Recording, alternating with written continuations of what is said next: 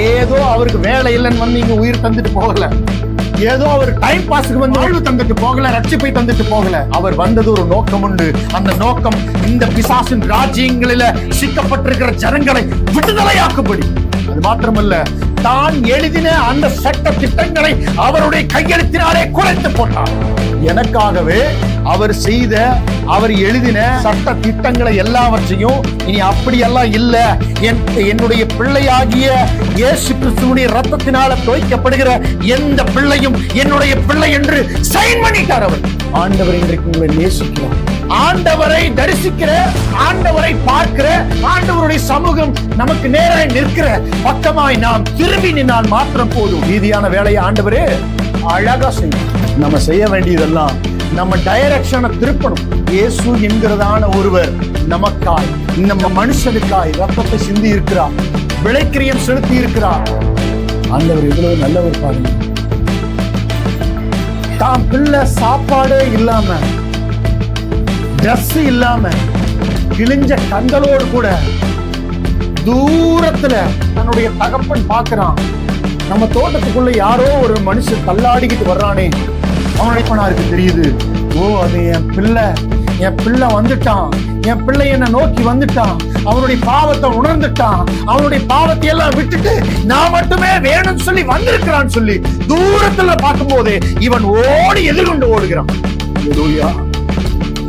என்னுடைய தகப்பனுடைய அன்பு அதுதான். ஆமென். இயேசுவினுடைய அன்பு அதுதான். நீ எவ்வளவோ பாவம் செஞ்சிருக்க, எவ்வளவோ நீ ஆண்டவர் விட்டு பின்வாங்கி போயிருக்க, எவ்வளவோ கொடுமையான விஷயங்களை செஞ்சிருக்கிற. தப்புன்னு தெரிஞ்சு நீ நல்ல இஷ்டம் போல செஞ்ச, துணிகரமான்னு சொல்ல முடியாது, இஷ்டம் போல செஞ்ச, அதை தேவன் மன்னிக்கிறார். காரணம், என் பிள்ளை மனம் திரும்பிட்டாங்கிறதே ஆண்டவர் விரும்புகிறார். ஆண்டவர் இன்னைக்கு விரும்புறது என்ன தெரியுமா? நீ மனம் திரும்பு. உன்றது பொண்ணு கேட்கல, உன்றது பொருள் கேட்கல, அல்லது நான் உன்னை அபிஷேகம் பண்ணினே அந்த அபிஷேகத்தை இழந்துட்டியே, உன்னை வரங்களால நிரப்பினே அந்த வரத்தை இழந்துட்டியே, உன்னை ஆஸ்திகளால நிரப்பினே அதை இழந்து போய் நிற்கிறையே. அதை ஆண்டவர் பார்க்க, என் பிள்ளை திரும்பிட்டான், என் பிள்ளை என்ன நோக்கி வந்துட்டான், இனி அது போது, எனக்கு புதிய அபிஷேகம், புதிய வஸ்திரம், புதிய ஆடை, புதிய அபிஷேகம். அல்லேலூயா, அல்லேலூயா. மாத்திரமல்ல, தேவனிடத்துல கெட்டு போன எந்த மனுஷன் திரும்புகிறானோ, தேவனிடத்துல கெட்டு போய் தன்னுடைய ஆஸ்திகளையும் தன்னுடைய அந்தஸ்துகளையும் அபிஷேகத்தையும் வரங்களையும் எல்லாவற்றையும் இழந்து எந்த மனுஷன் தேவனை நோக்கி போகிறானோ அவனை தேவன் நிச்சயமாக ஏற்றுக்கொண்டு புதிய வஸ்திரத்தை தரிப்பித்து, புதிய அபிஷேகத்தினால் தரிப்பித்து புதிய பந்தியை ஆயத்தப்படுத்துகிறார். அல்லேலூயா. மாறா, ஏற்றது இதெல்லாம் பறிச்சுட்டு போனீங்க, என்ன பண்ணுன, ஏது செஞ்ச, அதை பண்ணுனே, இதை பண்ணுனே, இதையெல்லாம் கொண்டு போய் வேஸ்டா அழிச்சிட்டியே. தேவ பிள்ளையே, ஒன்றை மாத்திரம் நான் உங்க சொல்றேன் கேளுங்க. நீ ஜீவனோடு இருக்கிற போதே தேவனிடத்துல திரும்பிரு. அப்ப நிச்சயமா புதிய அபிஷேகம் உன்னை தேடி வரும். நீ அதுக்கு மாறா அந்த இளைய பிள்ளை போய் செத்துருந்தான்னு வச்சுக்கோங்களேன், எவருமே விடுவிக்க முடியாதபடி, தன்னுடைய தகப்பன் கூட விடுவிக்க முடியாதபடி ஒரு படுகொலியில போய் விழுந்திருப்பான். மாறாம செய்தது என்ன தெரியுமா? இளைய குமாரன் எப்படி தன்னுடைய தகப்பனாருடைய வீட்டை நினைத்து பார்த்தானோ, அதே போல இந்த நாளில தேவ பிள்ளையே, நீ உன் தகப்பனுடைய வீட்டை நீ நினைத்து பார்ப்பாயானால், நீ உன் தகப்பனுடைய வீட்டை நோக்கி ஓடுவாயானால், இதே புதிய தரிசனம், இதே புதிய வரம், இதே புதிய ஆடை, இதே புதிய பந்தி உன்னை தேடி வருகிறது. அது உன்னை செழிக்க வைக்கும். ஹல்லேலூயா. ஓடி வந்த மகனை பார்த்து என்கிட்ட இருந்து சொத்தை வாங்கிட்டு போனீங்க எங்கன்னு கேட்கல. என் பிள்ளை மனம் திரும்பிட்டான், எனக்கு அது போதும், புதிய வஸ்திரத்தை தரிப்பிடா அவனுக்கு. அல்லேலூயா, அல்லேலூயா. ஆண்டவர் செய்வது நீ ஆசீர்வதிக்கப்படணும்னா தேவ சமூகத்துல திரும்பு. நீ ஐஸ்வர்யவான் ஆகணும்னா தேவ சமூகத்துக்கு திரும்பு. ஆண்டவர் ஒரே ஒரு காரியத்தை விரும்புகிறார். இது என்ன தெரியுமா? உன் டைரக்ஷனை அப்படியே இயேசுவின் இடத்துல திருப்பி, அது மட்டும் போதும். மற்றதெல்லாம் ஆவியானவர் பார்த்துக் கொள்ளுவார். அல்லேலூயா. உன் டைரக்ஷன், நீ யாரு, எங்க இருக்க, உன்னுடைய வேலை என்ன, உனக்கு கொடுக்கப்பட்ட வேலை என்ன, நீ செய்து கொண்டிருக்கிற வேலை என்ன, அதை மாத்திரம் உணர்ந்து நீ தேவனிடத்துல அப்படியே நீ உன் டைரக்ஷனை திருப்பினா உன்னை கொண்டு கர்த்தர் பல காரியங்களை செய்வார். முதலாவது தேவனுடைய ராஜ்யத்தையும் இங்கு எல்லாம் உனக்கு கொடுக்கிறது. இந்த இளைய குமாரன் முதலாவது தேவனுடைய ராஜ்யத்தையும் நீதியும் தேடுனான். அவன் இறந்துட்டான், வாங்கிட்டு போனதை எல்லாம் செலவு பண்ணிட்டான், ஊதாரியா திரிஞ்சான், பேசிகளோடு படுத்தான், குடிச்சான், வெறிச்சான், எல்லா அக்கிரமங்களையும் செய்தான். ஆனா அவனுடைய தகப்பனுடைய வீட்டை நோக்கி பார்த்தான், திரும்பி பார்த்தான். நான் இப்படி இருக்க வேண்டிய ஆளே இல்லையே, நான் இருக்கிற லெவலே இது இல்லையே, நான் ஏன் இப்படி இருந்தேன்னு சொல்லி தன்னை தானே நொந்து தேவ சமூகத்தை, அவனுடைய அப்பாவுடைய சமூகத்தை நினைத்து பார்த்தாங்க. தேவ பிள்ளையே, இன்னைக்கு ஆண்டவர் பாட்டு சொல்லுகிறது அதுதான். நீ நிற்கிற ஸ்தலம் எதுவா இருந்தாலும், எப்படிப்பட்ட அழுக்கா இருந்தாலும், எவ்வளவு பெரிய சாக்கடையா இருந்தாலும் பரவாயில்ல, அங்க இருந்த தேவனை நோக்கி பாரு, கர்த்தர் அதிலிருந்து உன்னை தூக்குவார். அல்லேலூயா. உனக்கு ஒரு புதிய வஸ்திரத்தை கற்பிப்பார், புதிய பந்தியை ஆயத்தப்படுத்துவார், தன்னுடைய வேலைக்காரர்களுக்கு கட்டளையிடுவார், உன்னை குளிப்பாட்டி உனக்கு நல்ல வஸ்திரங்களை கற்பித்து புதிய அபிஷேகத்தை உன் மேல ஊற்றுவார்.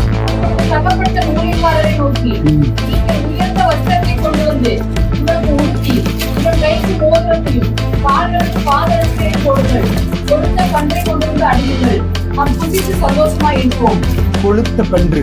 என்ன கன்றுங்க? சத்தமா சொல்லுங்க. கொளுத்த. நான் சொல்றேன், இந்த உலக பிரகாரமா நான் உங்களுக்கு சொல்றேன். உலக பிரகாரமா ஒரு ஐஸ்வர்யவான் வாழ்றான். அந்த ஐஸ்வர்யவானுக்கு 2 பிள்ளைகள் இருக்காங்க.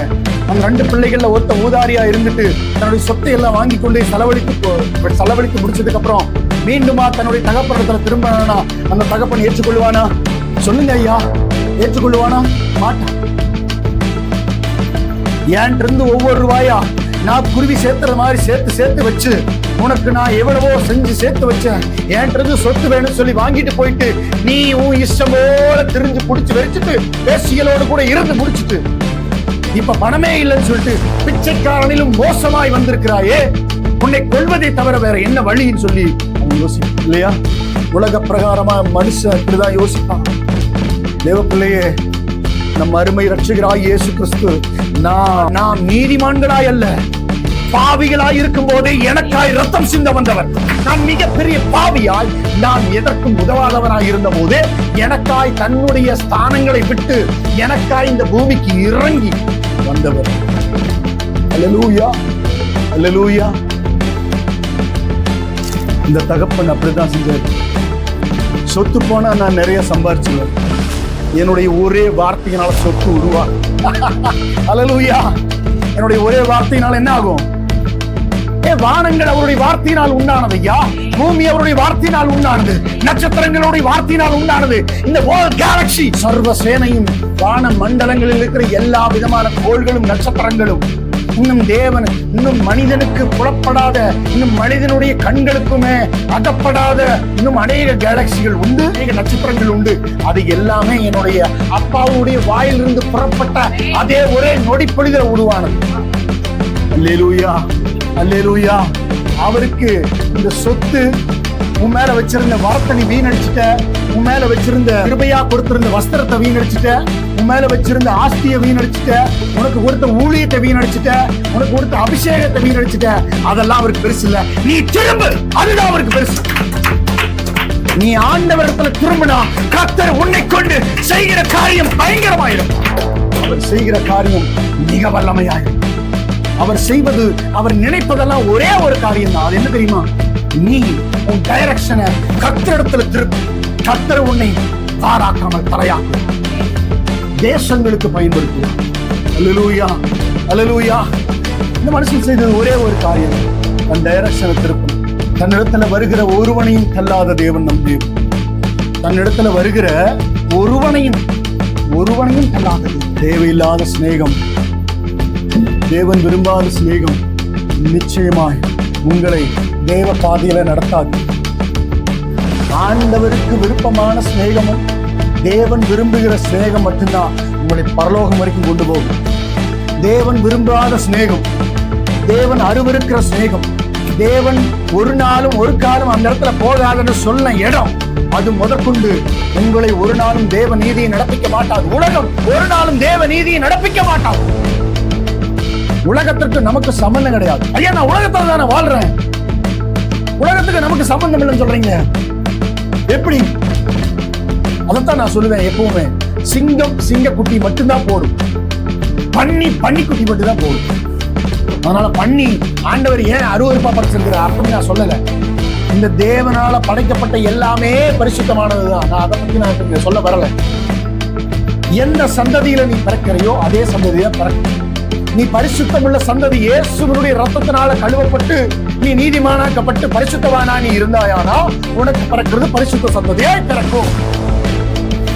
இயேசு கிறிஸ்துவனுடைய ரத்தத்தினால பிறக்கப்படாம, இயேசு கிறிஸ்துவனுடைய ரத்தத்தினால கழுவப்படாம, அவருடைய ரட்சிப்பு இல்லாம, அவருடைய அபிஷேகம் இல்லாம, அவருடைய வழிகளில நடக்காம நீ இருந்தாயானா உனக்கு பிறக்கிறது பிசாசு குட்டி தான் பிறக்கும். காரணம், இங்க இருக்கிறது ரெண்டே ராஜ்யம் தான். ஒண்ணு தேவராஜ்யம், இன்னொன்னு பிசாசின் ராஜ்யம். நீ தேவராஜ்யத்துக்குள்ள இல்லைன்னா ஆட்டோமேட்டிக்கா நீ எங்க இருக்குன்னு அர்த்தம், பிசாசினுடைய ராஜ்யத்துக்குள்ளதான் இருக்குன்னு அர்த்தம். அல்லேலூயா, அல்லேலூயா. சத்தமா சத்தமா. நமக்கு தேவராஜ்யம் வேணுமா பிசாசு ராஜ்யம்? இந்த இளையகுமாரனை கெடுத்தது தெரியுமா? பிசாசின் ராஜ்யம். தேவையில்லாத நண்பர்கள் பாப்பா, தேவையில்லாத நண்பர்கள் நம்பி, தேவையில்லாத நண்பர்கள் நம்மளை தேவ நீதியை நடப்பிக்க பண்ணாது. அது யாரா இருந்தாலும் சரி.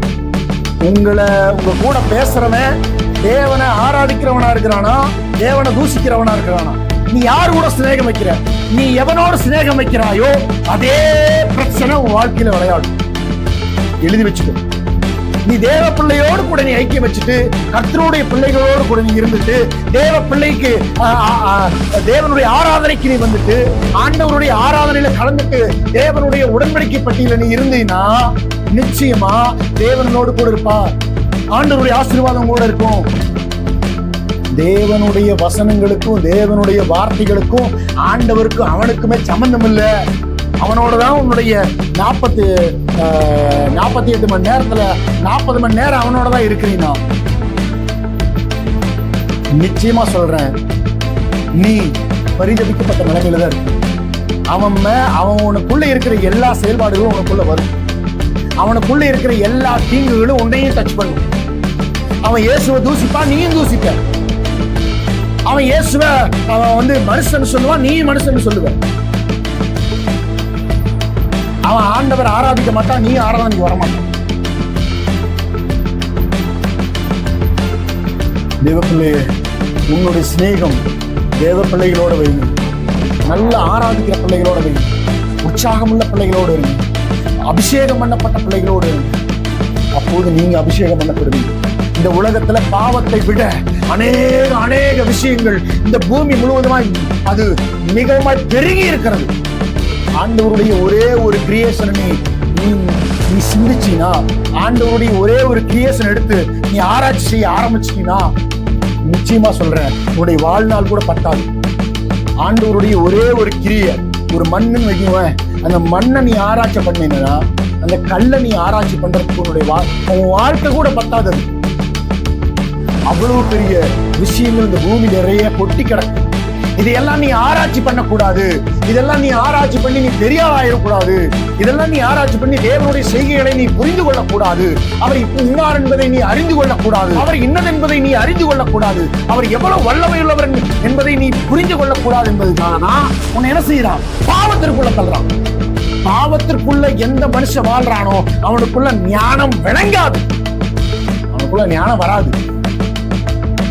எந்த மனுஷனுக்குள்ள தேவ பக்தி இருக்குதோ, எந்த மனுஷனுக்குள்ள ஆராதனை இருக்கிறதோ, எந்த மனுஷனுக்குள்ள பரிசுத்தம் இருக்கிறதோ, எந்த மனுஷன் அபிஷேகம் பண்ணப்பட்டிருக்கிறானோ அவன் மாத்திரமே தேவ நீதியை நடப்பிப்பான். அல்லேலூயா. தேவ நீதியை நடப்பிக்கிறவன் மாத்திரமல்ல, அவன் உலகத்தை கலக்குகிறவன் அவன் தான். இயேசு சொன்ன மனுஷன் அவன் தான். அல்லேலூயா, அல்லேலூயா. சொல்லுங்க, நீ எங்க இருக்க போறீங்க? தேவனுடைய ராஜ்யமா பிசாசின் ராஜ்யம்? தேவனுடைய ராஜ்யம் என்ன பண்ணும்? தேவ நீதியை நடப்பிக்கும். பிசாசின் ராஜ்யம் என்ன பண்ணும்? என் பிள்ளை கீழ்ப்படியவே மாட்டேங்கிறான், நீ முதல்ல உட்காரு. சும்மா குதிச்சுக்கிட்டே இருக்கான், நீ முதல்ல குதிக்காம தேவ சமூகத்துல உட்காரு. கர்த்தர் உன்னை பயங்கரமாய் பயன்படுத்துவார். ஹல்லேலூயா. நீ முதல்ல உட்காரு. அந்த மனுஷனுக்கு புதிய வஸ்திரம் கொடுத்திருக்காரா?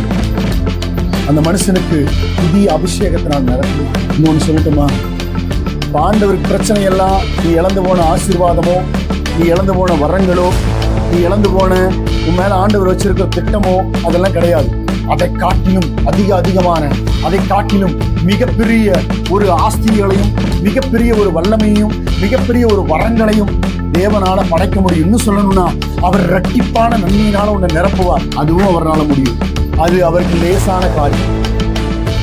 எது அவருக்கு லேஸ் இல்லைன்னா, உன்னை அடக்கி ஒரு இடத்துல உட்கார வைக்கிறதா அவருக்கு லேஸ் தான். தேவ சமூகத்துல உட்கார வச்சு தேவ நீதியை நடப்பிக்க வைக்கிறது தான் அவருக்கு என்னவா இருக்கு? கஷ்டமா இருக்கு. ஏன் கஷ்டம் சொல்ல வரேன்னா, அந்த கஷ்டத்துக்கு முதல் காரணம் அவருடைய அன்பு. அந்த அன்பு தான் முன்னாடி முன்னாடி முன்னாடி வந்து குறுக்க நிக்குது. பிதாவானவர் சவுக்கு எடுக்கிறாரு, இன்னைக்கு அவனை போட்டு தள்ளிடுறாரு. உடனே இயேசு வந்து, ஐயா ஏன்னா அவனுக்கான ரத்த சிந்தி இருக்கு, நீ அன்புள்ளவர், வேண்டாம், குறுக்க நின்றுற. அவருடைய அன்பு வந்து குறுக்க நின்று. அதுதான் அவருக்கு ஒரு பெரிய பிரச்சனையா இருக்கு. இல்லைன்னா உங்களை எல்லாம் அடிச்சு தூக்கிட்டு ஒரு புதிய சந்ததியை மாத்துறதுக்கு ஆண்டவரால கூடாத காரியமா? ஆண்டவர் சொன்னாரு, இந்த கல்லை பார்த்து நீ பிள்ளை கொண்டுவான்னு சொன்னா கூட அந்த கல்லு பிள்ளையை பெற்றிருக்கும். ஆபிரகாம்னாடா ஆபிரகாம்னாரு ஆண்டவர். அல்லேலூயா. ஆபிரகாம் என்ன? ஆபிரகாம் விட 100 ஆபிரகாமை விட பெரியவர் இயேசு. ஆபிரகாமுக்கு முன்னாடி இருந்தவர் இயேசு. அல்லேலூயா. கவனிங்க, ஆண்டவர் எதிர்பார்க்கிறது ஒன்னே ஒண்ணுதான். நீ இழந்தது எல்லாத்தையும் விட்டுரு. நீ என்னத்தை இழந்தியோ, எவ்வளவு பெரிய உச்சிதமான காரியத்தை இழந்தியோ, ஐயோ இதுக்கு மேல நான் கட்டவே முடியாது, எல்லாம் போச்சு நினைச்சியா, தூக்கி எறி. அதை காட்டிலும் அதிக வல்லமையினால் உன்னை நடத்துவார். அதை காட்டிலும் அதிக ஐஸ்வர்யத்தினால் உன்னை நடத்துவார். ஏன்னா தேவனால ஒண்ணு செஞ்சுட்டு மீண்டும் செய்ய முடியாதெல்லாம் இல்ல. அவர் எல்லாவற்றையும் செய்ய அவருக்கு பலன் உண்டு. அவர் சொன்னா போதுங்க, ஒரே ஒரு வார்த்தை சொன்னா போதும், எல்லாம் நடக்கும். ஆமென். ஹல்லேலூயா. தேவனுடைய ராஜ்யத்திற்கு நேரா நாம திரும்பி நின்னாவே போதும். அதற்கப்புறம் நம்மை ஆண்டவர் நடத்துவார். அதற்கப்புறம் ஆண்டவர் என்ன செஞ்சவர்? நம்மள திரும்பி நிக்கணும். முதல்ல ஆண்டவர் தேவராஜ்யத்துக்கு வந்து அதை பண்ணி இதை பண்ணுங்க சொல்லல. முதல்ல நீ உன் டைரக்ஷனை மாத்து. தகப்பனுடைய வீட்டை நினை, ஓடு. அவர் உனக்கு எதிர்கொண்டு ஓடி வருவார். அப்படிலாம் வந்துட்டாண்டா, நீ எனக்கு என்னடா அவர் என்ன செய்வார்னா, நீ என்ன சூழ்நிலையில் இருந்தாலும், எவ்வளவு பெரிய பரிதவிக்கப்பட்ட நிலைமையில் இருந்தாலும், எவ்வளவு உன்னுடைய கோலம் அலங்கோலமாய் இருந்தாலும், அவைகளை மாற்ற அவரால் கூடும். அல்லேலூயா. அவரால் கூடாதது எதுவுமே இல்லை.